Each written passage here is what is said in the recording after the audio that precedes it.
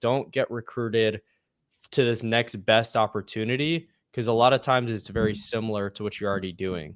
Sometimes I was just like, I don't get that. And the agency and IMO is not going to make you successful. It's going to be you. Welcome to today's episode of the Insurance, Life, and Everything in Between podcast. My name is Adam Brsan. And I'm Chris Smith. If you've yet to do so, hit that subscribe button so you never miss another episode. And if you love this podcast, don't forget to share it with a friend or colleague. We greatly appreciate your help and support.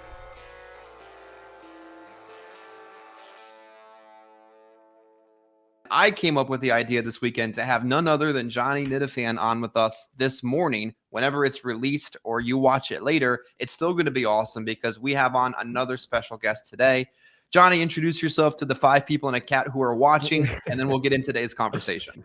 Yeah, Johnny Nitafan, been a licensed agent just past my 3-year mark, which is awesome. So it's whenever I know my licensure date comes up whenever my anniversary hits. So I have my anniversary after I got married a month later, was working at Starbucks, and I was like, hey, I need to figure out actually how to make money because working full time and making $2,000, $2,500 a month is just not going to cut it, especially with the long term, right? And I'm walking in bigger shoes or have to fill bigger shoes because my father-in-law, he actually sold his insurance brokerage 2 or 3 years before my wife and I got married. So it's like, okay, when you have a 7 to 8 figure payday, you have big shoes to fill because obviously that's now an unset expectation, right? So I got into the life insurance license at that point, but I started cold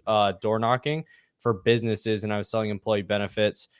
Did that for about 3 months. In the meantime, I was listening to a lot of life insurance content, and I was like, why should I cold door knock and do this business to business stuff when I saw my father-in-law do it and he built it up, which is awesome, but it took him 30 years to do. And I'm hearing these people making 20, 30, 40,000 a month from home without having to do all this stuff. And you work leads. This is insane. So that's the route that I decided to take. I remember the first time I told my wife, it was in January. This is about a month or 2 after I've been cold door knocking for a while. I was like, hey, I really want to do this life insurance thing. I could be making 20 to 40,000 a month over the phone.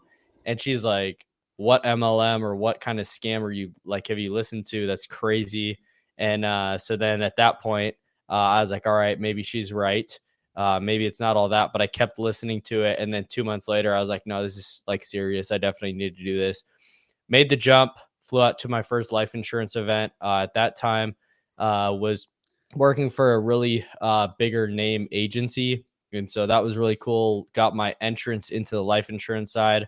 Long story short, fast forward from then, I made a lot of mistakes my first year in the business. 5 weeks into being like officially licensed, I was on the Ultimate Agent, which for a young kid to do all that stuff was awesome, but I made a lot of mistakes that I'm not afraid to admit. And I was with like 5 different IMOs my first year officially being in life insurance. So if you could just imagine that type of person, I definitely wasn't, I was definitely a kid trying to grow up and trying to figure it all out. And all these people talking to me thinking that their agencies, the way that I could make my 7 figures a year, whatever it is. I just listened to it and I kept getting recruited, and it was my decision, obviously, but you don't understand the industry until the industry eats you up and spits you out. Right. And so I was like, wow, all these good people, I left to join other people. And then I do all these people dirty in the whole time. Like it was just a mess, honestly. So I tried to find my way. And in that time, I went ghost for like 3 months, decided to join and partner up with David Duford at that time, and started making life insurance content pretty much about the mistakes I've made, lessons I've learned, so that other people wouldn't fall into those mistakes. And so been doing that, posting on YouTube for the past like 2 years now, and have had a lot of success since then. I would say relative, and excited for the future for sure, especially in 2025, going out and not only just replicating the results for other people, but then also building up and really becoming like a full agency owner on 2 different ways. So it'll be exciting. It'll be fun. I'm learning a lot, and I definitely don't know enough. And so I'm constantly trying to learn and figure it out. So Awesome. appreciate you guys having me on. And I love what you guys are doing here. It's awesome. And it's Appreciate real it. and it's authentic, right? Some of the stuff I see you guys, you're reacting to stuff or asking questions on. I'm like, wow, I definitely would not have posted this, but it's real. And I think it's what everybody's thinking. So it's like, I'm glad somebody has to say it. Yeah. So yeah. Oh, quick question. And I appreciate the introduction, the background. And I think it leads in perfectly to this, I think, passion project that started to develop over the weekend. Yeah. You've failed your way through a couple places, found some solid ground. Like that's life. Like Yeah. we all fail our way out of something. I'm starting this new passion concept project idea called Auto Terminate at 10K. Okay. And I'm petitioning the carriers. We're talking to American Amicable already. And I think if one of them will do it, the others will catch on because they all want to be like each other anyway. We all want to be like each other anyway. The carriers are the same way. And considering your past struggles, your current success, and the fact that a lot of people leave people like us debt, and it never makes its way to the top of the hierarchy. It gets eaten up somewhere over here. Yeah. I want these carriers to consider just cutting people off at 10K so it protects people like us. Knowing your experience in the industry, your successes and your struggles, what do you think that would do to protect mid-level guys like us trying to build and grow an agency? It's actually interesting, especially like stepping into the agency building space. It's something that like I've had to think about, okay, what are the guidelines? What are the things I want to put in place to be able to make sure I'm protected? Because it's not going to roll to anybody else. It's like I'm directly responsible for that. I don't think that's a bad idea at all. I think it's you got to build. I was thinking about like a social credit system in a way. It's like, hey, your cutoff's gonna like my internal cadence is like, hey, there's gonna be an auto shut off that I have internally that we shut agents off at like if it goes over 5K or 10K or whatever. And then as I continue to build the relationship, that will increase because just based on what I've heard and based on just getting advice and input from other agency owners, it typically somebody won't stay with you for a long time and then do that just out of the blue. It'll typically be for the first few policies or whatever. They'll see what they like people can get away with. And so I think it's a really good idea to at least have a standard that's set and then that could be increased over time if it made sense. I think that's a really good idea, especially with like just red flags that might pop up. Somebody hasn't written business. They've been contracted for 6 months. All of a sudden in a day, they write 10 grand. It's like, that's interesting. I'd want to like, I think that's really good to at least put safeguards and safe rails in place to protect. I think that's actually a really good idea, especially with one carrier. I don't think that's a bad idea at all. Yeah, Adam, I know that you have a lot of experience managing, producing, supporting, building, living in general. Can an agent that's doing the business the right way, buying leads, selling policies, building relationships, writing business, can they ethically run up 10K in a single carrier? I just don't believe that can happen if you're doing it the right way. I don't think so. I mean, Yeah. I don't know. I don't think so. They definitely have something like not figured out if that's what they're doing, because I don't know. At the end of the day, I mean, heck, I mean, me and you, Chris, and Johnny. I don't really know your situation as far as production goes, and if you have debts or whatnot. But I do know, me and Chris. I mean, we're consistently writing business still, consistently ordering leads, and I mean, right now, I can't think of one carrier that I owe more than maybe $1,500 to, outside of one that I have a big roll-up debt to. I'm doing stuff the right way. You write the business. Yeah, I would say like I did have that happen to me once, and by the way, it's all paid off now. And it was the way that this certain carrier pays comp structure, like pays out, and so it's like you don't have a chargeback until the back end of it, right? And so they pay 60% advance. And so that's kind of a tricky situation. I think that's just a horrible model just in general, because agents don't feel it a chargeback right away and don't have to immediately pay it, but it stacks up on the back end. And so that's an interesting thing. One of the lessons that I learned is like, hey, that type of, if it sounds too good to be true, there's some way, shape, or form that you're going to get wrecked on it. And I honestly, like, that's what happened to me, right? Being a producer, even if you write 150, 200 grand and say 20% fall off or whatever it is, you're still going to have that amount of chargebacks on the back end that back pay is supposed to have. And so that's what happened to me, just transparently. And so I think that's something that I learned, that I was like, I'm never gonna do that again, because that comp structure is just weird, if that makes sense. And anybody in the industry that's been around for more than a month or two knows and understands probably the carrier I'm talking about. But I think that type of structure is really, I think, the only way that could actually happen, and people still continuing to do that. So I think other that than that, like if you're with like a carrier that gives an immediate chargeback that doesn't delay it on the back end, I think there's no way that could happen, especially as a solo producer with one carrier. It shouldn't happen. And the agent force itself needs to speak up and speak with its production and speak with its higher relationships to the carriers to be able to say it's eating us alive, and we need to find a way to kind of clamp down on it. I don't think there's any problem with advance caps. I don't think there's any problem with hiring a financial company to watch our books, but we need them to watch our backs and say, all right, fine. The whole thing gets shut off when it hits a certain point, because we know that we need our distribution partners to be able to distribute the products that we've created.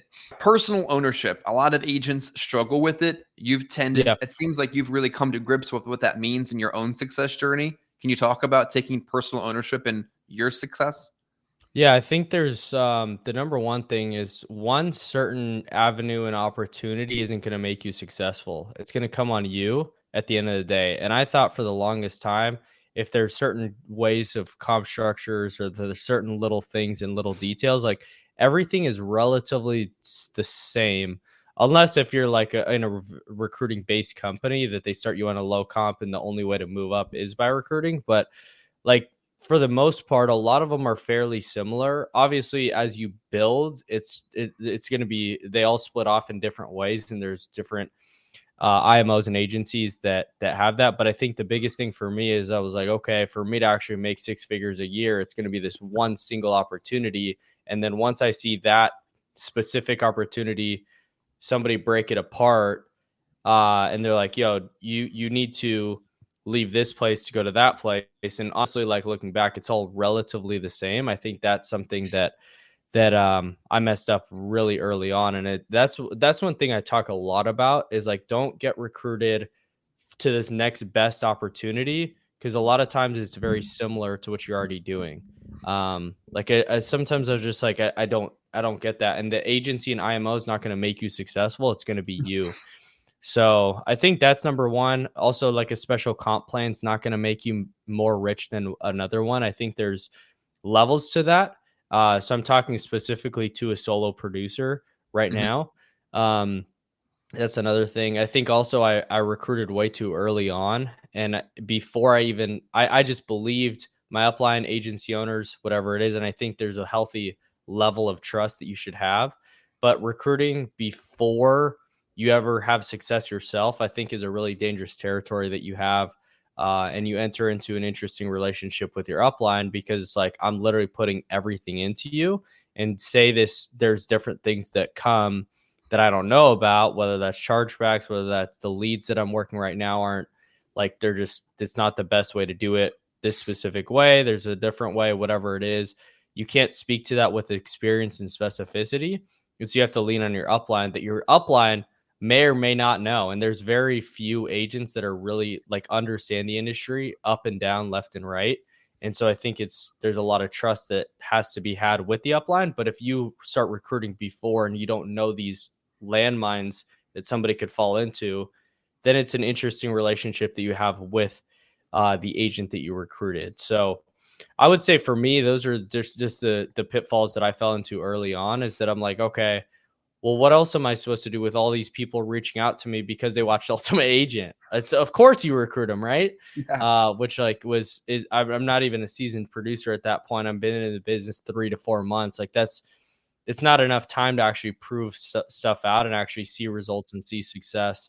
And so that was another challenge that I faced at a really early stage, which I think looking back now, it'd be hard to say that I would get to this spot where I'm at today if I didn't go through that.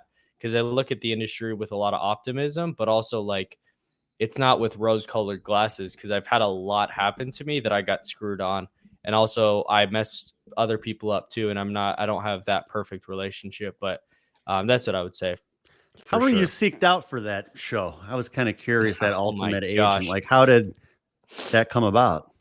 I mean, what's nice is like when you go to these conferences, like it was hard because I was on like a panel at one of Cody's 8% road shows, which was really cool.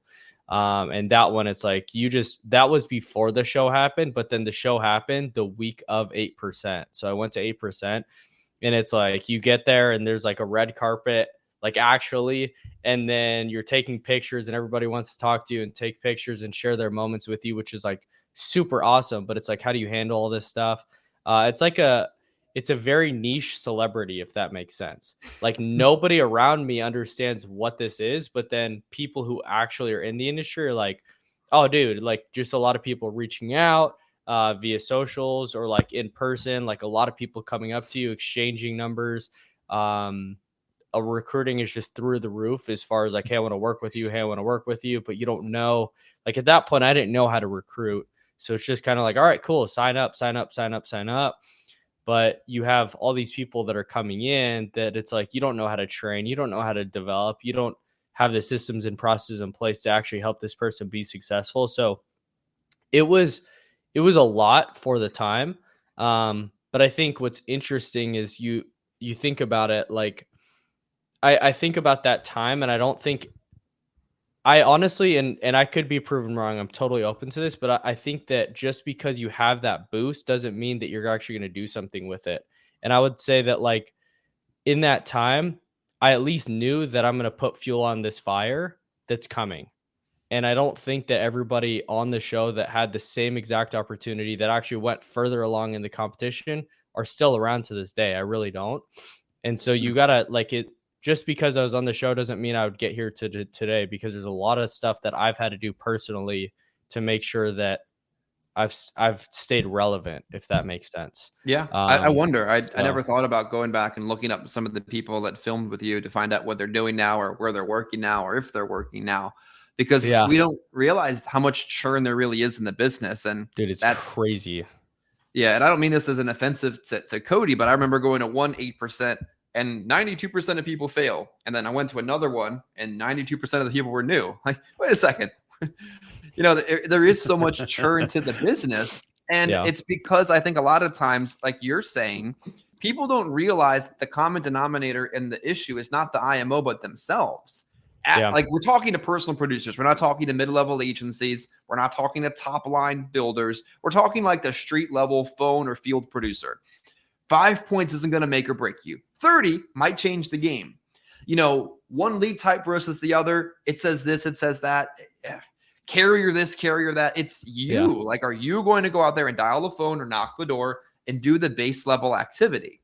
But, when you get bigger, and that's a different conversation altogether. But people are constantly going from one place to the next. And I think as much as a lot of people wanted to work with you after Ultimate Agent, a lot of people probably wanted to recruit you as well. Oh, So dude, that probably created a lot of challenge as well, right?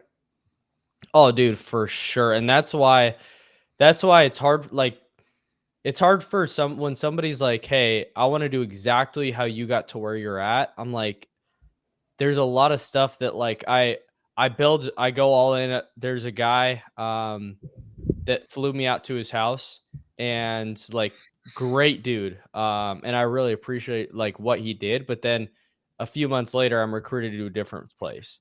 And it's like for that to happen, like I just couldn't handle it, to be honest. I didn't know, like, okay, what you're saying is all true and what you're saying is all right, but also there's selfish gain inside of that. And so it's like that was right after I got recruited from another guy, is when I went out to this place, and then I left a few months later. So I think that was really tricky waters to be in, because everybody is like understands the opportunity that they have with all of your flow coming in and all of these people reaching out to you wanting to work with you. It's like, hey, any upline would be like, hey, I definitely want 70 people, 100 people coming from this dude.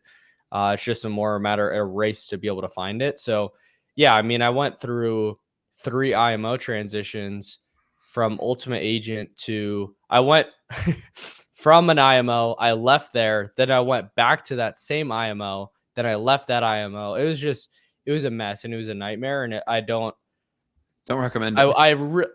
Yeah, exactly. And I share that stuff because that's the stuff I've been fearful. This podcast, in a lot of ways, I haven't gone on and like talked about a lot of this because I've been afraid of it for like so long. But I'm like, you know what? I'm ready to share that stuff and be like, hey, I'm a broken person just like everybody else in this business, and I made a lot of mistakes in that, and I think a lot of people could understand at least a level of like, hey, I'm not perfect either, and I don't claim to be at all. So I just wanted to share that and make it a point to be that, especially coming on here.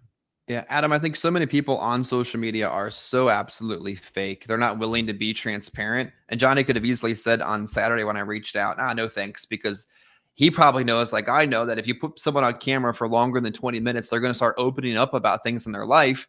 And that's different than what most people are used to on social media. It's always so fake, so inauthentic, so not real that it's so hard to figure out what's true or not. And when people are actually willing to open up about what worked and what didn't, that's the kind of stuff that I really wish would get more traction. And I'm sure Johnny will help us do. I just think anybody who's been in the business more than a few years, they all get it. They all understand. Yeah. There's a lot of ups, but there's also a lot of downs. And if someone tells you going in that, there's not, they haven't experienced any of that it's all just been, sunshine and rainbows for 2, 3, 4 years. Well, there's no way. I mean, I wish every day I could say was the greatest day out there, but not every day goes the way that we expect. I always say the good days make up for the bad, but people that succeed in this business are ones who have worked their way through some tough times, in my opinion. And I've really thought about it, like as I've kind of looked at just the industry in general. I think a lot, like most sales industries, have really high churn. But the high churn of the business probably has a lot to do with the fact that so many times people aren't willing to give realistic expectations to what it takes and how to do it, and all those things that come with the reality of a difficult entrepreneurship journey. One of the things I also found interesting, and hopefully we'll get him back on in a minute, is Johnny does a lot with Instagram. I didn't really do anything with Instagram until I lost my Facebook for a week and had to figure out other ways to get out there. But I think it's interesting, all the marketing he's putting out there, all the effort he's putting into advertising, all the, the effort he's putting into building this business, because so many times people would go through all those situations and then just quit altogether. I mean, Adam, look what happened with Dana Neeson last week. She's out the door with Lincoln. Everyone in the industry wants to do the fly her out and feed her and recruit her, but it takes time to figure out what's the best next steps to make. So I think it's interesting to hear that from his perspective as well. I mean, I'm sure you've seen it before. You've lived it. I've both lived it. The famous fly out and feed you recruiting pitch. Oh, yeah. What are your thoughts about that marketing strategy? Because I see some validity to it, but sometimes it seems a little inauthentic too. I mean, I don't mind it. I mean, me neither. I've done it. I had carriers fly me out to their home offices. IMOs fly me out to their home offices a few times, and a lot of the whining and dining. And I remember one company, they flew me out there, and the whole whining and dining, they took me out golfing. I remember I had a really bad golf day. And I was just joking around with this company, and I told them, "Hey, at least that I'm not out golfing all day. That I'm actually out working. Because if I was really, really good at this, I might not be spending enough time out in the field, right, in business." Yeah. So, but just kind of jokingly there. But overall, I mean, I don't know. I don't mind it, but at the end of the day, I mean, is it necessary? I don't know. I think agents do like to feel like they are wanted and like they're important. But to me, it's more, I mean, that's just a lot of upfront fluff sort of stuff. Yeah, exactly. Upfront fluff that doesn't really show what the true what the true company or what the true feelings will be of, I guess, what to look forward to with those carriers or IMOs. So there's a lot more to it than just it's kind of like you can't judge a book by its cover. Yeah, I think people need to be careful of it, enjoy the experience, but also look for the actual meat and potatoes behind the fluff, because anyone can get you a Southwest ticket, buyouts, and feed you events, but the practical application is what's going to put money in your bank account with whatever the systems there are. Johnny, it's good to have you back. I wanted to take the last couple minutes of our time together today and get your opinion on marketing on social media, because I was getting ready for my day and I saw you on Instagram before I even got to see you today. Talk to us about what you're looking to do on social media. Oh, dude, it's one of those things. I think the thing that fuels me is like, hey, I want to give the lessons without the scars in it, right? Like what the whole thing and whole idea of this whole time that we've kind of been talking here is I just want other people to be able to learn and understand what's on the other side. The grass isn't always greener, and be able to truly see this industry for what it is, because there's a lot of people out there that want to recruit you, just want to see an opportunity, they want to pour in, invest, and they want to make money back. And that's this business, that's life, that's just what happens. Everybody wants to be able to make a deal of that, but I want to really empower like somebody to be like, hey, here's all my lessons, here's everything that I've learned, and please don't make the same mistake if you get the opportunity to. And so I think that's like the biggest thing driving it. And I think with social media, it's like real estate. I think it's an asset that continues to compile. So I'm glad that you saw the ads. It's obviously targeting the right people, which is cool. But that's something that especially like I went really hard last year. This year, really hoping to do the same thing and continue to grow and expand and really help the people in the life insurance space. If you don't know about the life insurance industry, really start to understand that it is a really awesome opportunity to be in, but if you do it the right way. And there is a way to do it the right way and build something really awesome for clients, for agents, and everybody to be able to win in that. So that's really the goal of social media and pushing on there. One last question, and I'll turn it over to Adam. I've always wondered this. Maybe there is no perfect answer to this, but you've been around a lot of good marketing folks like Cody and David and such. Is it the engagement, in your opinion and your knowledge, the engagement that the content gets, or the amount of content you produce that grows your audience? I mean, there's two different ways to be able to grow the audience. I think it's obviously there's paid advertising and then there's organic. And so if you want to go down that route, it really depends a lot on that. But I definitely will say you want to do volume first, do quantity. And you guys have been doing that.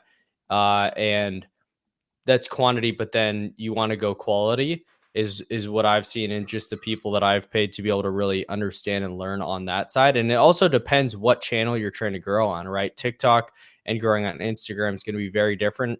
Just because they're short form, there's different strategies to go and be in there. But then also on YouTube, same thing. So I think for you guys, what you guys talk about is so.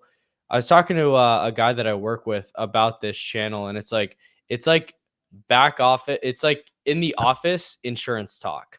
And it's something that like nobody will understand except like people who get the industry. Like even people new in the industry, a lot of the stuff that you're saying, it goes straight over their head. They don't understand, don't know what that is. They don't know how to comprehend that. They don't know what Dana Neeson leaving Lincoln means. But like us, we're like, dude, what the heck? And then there's like all these people that are like big in the industry. You get Jeff Root going in there, you get Chris talking, you get like all these people start commenting on one post. It's like, holy cow. But it's very niche of a niche of a niche that most people won't understand. They don't want to understand like having an admin for a back office. It's just kind of like a solo agent wouldn't even understand. So it's like you guys are talking to a very, very, very specific person, which is interesting, that I think agency owners, you guys are very like in the traditional model, which is like awesome, and I love it, and that's why I eat it up, because I'm like, this is like what I said at the beginning. This is stuff that if you understand insurance, you'll love this. But if you don't even like the industry, what you're going to be saying is just going to fly over people's heads. So I think it's It's if you guys specifically were wanting to grow towards a mass market, towards the whole life insurance space, I think some of the terminology, some of the stuff is just insurance talk, and try to broaden it to a beginner is what I would definitely say. Because there's levels to it. There's a Cody, but then there's also you guys. You guys are in the same industry and same space, but who he's talking to, it appears to be very different than who you guys would be talking to as well. And even what we talked about on this, right? Like the auto shut off at 10K, a solo producer will be. Why would you take my money away from me? Yeah. Right. Yeah. These guys don't want these agents to win, but it's like for you guys are talking agency talk. And for agency owners, it's like really, really, really good content. So appreciate it. Yeah. Closing thoughts, Adam? Yeah. Well, maybe not quite closing. I was kind of curious because I know you're real big into telesales, right? Yeah. What exactly, like, what are you doing? Like, how are majority of your marketing? Is it like just through Facebook and Facebook? Yeah. You know, I tried building a telesales platform a couple years ago, and I think that I built it right. Honestly, I just don't feel like I had the patience for it. It was a lot of dialing, a lot of phone calls, and just the second I get someone on the phone, it's like, finally I got somebody on the line. And then you say one wrong thing, or you could be having a really good conversation with the person, and then you give them a quote, and then the line's dead. Like they didn't like the quote, and you never have a chance to talk to that person ever again. So like I didn't have the patience for it. And I know those that do really well.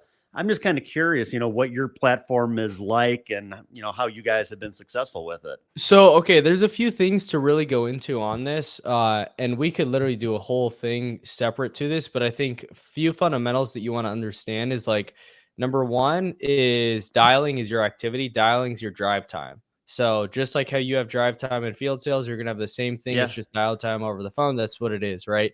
It also is a volume game. So you got to have a lot of things. So you got to have a lot of leads, and so generating a good quality lead, but also a volume of leads is stuff that you want to make sure that you have a lot of.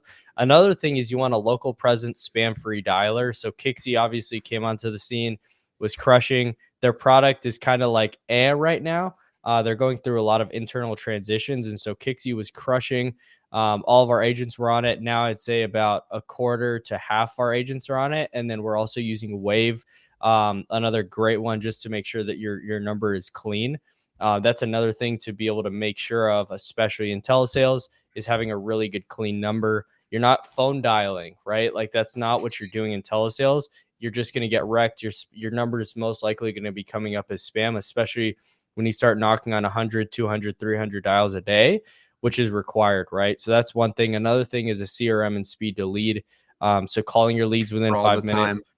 Yeah, your Facebook leads, your shelf life is horrible, right? It's not a direct mail lead. It's your shelf life is going to be trash. So speed to lead is very, very, very important. Calling within 5 minutes, triple dialing right away, having texting and automations go out. There's really cool stuff nowadays that a lot of just AI like texting automations that you can have going out, not just automation, but AI, texting back and forth, engaging, having them call in, or setting appointments. So there's a lot of different facets within telesales to make it successful.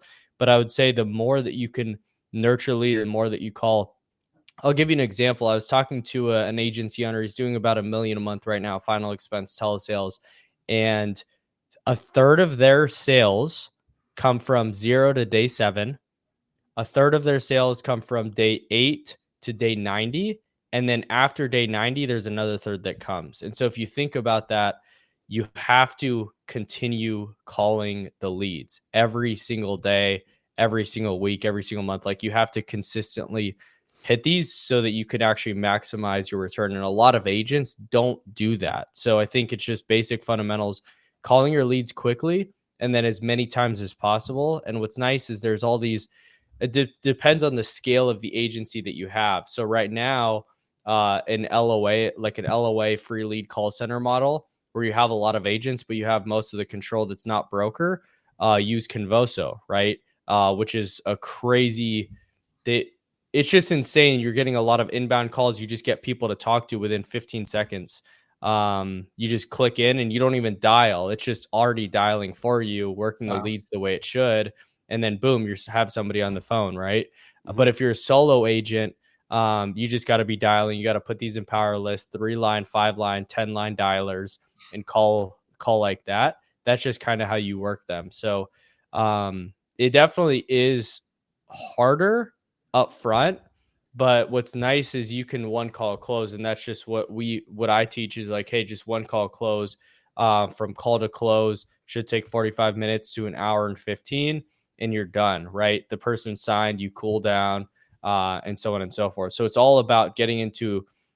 We can talk script, we could talk whatever marketing side, but I think it's important to have a really a good enough lead that you can hammer the sales process. And so that's what we teach is like, hey, have good enough marketing that these people know what you're talking about, and then let your script and sales do the rest. So the first 3 objections you're going to get right away are going to be already got it taken care of. Hey, I didn't fill that out. You're going to get that rarely, especially if you're calling with speed.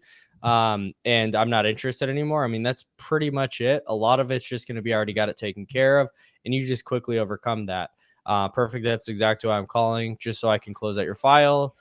Did you get the A, B, or C option? Very curious, right? And they're like, the A option, or like, I thought this was for life insurance, not Medicare, whatever it is, right? And you're like, awesome. Do you remember like how much they were charging you? And they'll be like, $50, $100. Oh, wow, that's really expensive. Was that because you're in really bad health? And they're like, no. And so then they start defending themselves, and boom, now you're in a conversation to at least continue like they continue to stay on the phone, and that's the name of the game, especially right away. Then you can either flip that into a policy review, you can add coverage, you can replace, like there's a lot of different things that you can do on that end. Or if they say, no, I was just looking awesome, were you looking for anything specific, or just wanted to go over all your options? And then you just kind of go into it, right? Were you looking to just cover the burial or leave a little extra? Did you want to go down the traditional burial route or the cremation route? Awesome. The way this works is actually really simple. I'm a state licensed underwriter, blah, blah, blah. And then you just go into it, start underwriting. Then you really have them grab a pen and paper and sell them there. And so there's a lot of different situations and scenarios in that. But I think if you have a decent enough lead and a really dialed in sales process, not just on the phone, but just sales in general, calling quickly, calling with a lot of volume, and you have some tools to be able to work in there, you'll be really successful with it, because you only need 1 sale per day, and you're doing 20 to 30K a month. And then now we're in the spot where we're duplicating that to other agents on the free lead side, but then also the broker side. So I don't know if that answers your question at all. He just gave out like $10,000 of free information for those that stayed on to the minute 35 of this conversation, Adam. That's pretty cool. Yeah. Yeah. And most definitely. Yeah. Well, I think it's valuable. Everything that you shared today, both the good, the bad, the struggles, the successes, the free tips at the end of the video. If somebody wants to connect with you online, if they haven't already, what's the best way to get a hold of you? Yeah, just DM me on Instagram. Just say that you came from this podcast, or just hit me up any questions you have. Facebook. You guys actually need to join my Facebook group. We just started. It's just Life Insurance Telesales Mastery. Join that. We're going to be doing weekly calls with top producers. So tomorrow we have our first one. And so I'm excited for that, just to kind of give away a lot of stuff. I don't know if you guys know, but there's a way inside Facebook. It's called the guides tab. What's nice is you can build out like a course inside there. So we built out a mini course, pretty much going over, if you're a top producer and you want to grow an agency, what does that look like? What does it look like just to hit your first 20K a month in telesales? There's going to be a whole course built out for that, and then other top interviews. So definitely check that out. We're on YouTube, continue to grow on that. And it's just the beginning. I'm excited, and I'm grateful for you guys having me on here. And I love and support whatever you guys are doing over here. It's helping a lot of agents. It's what people don't know they need to know, and also don't like to hear, but they have to hear, right? So appreciate you guys having me on. Well said, Johnny. Thanks for being with us today. And this concludes another episode of the Insurance, Life, and Everything in Between podcast. If you like what you heard, Don't forget to subscribe, share with a friend or colleague, and if you have any comments or suggestions for future episodes, please leave those too. Any input is greatly appreciated. Thank you.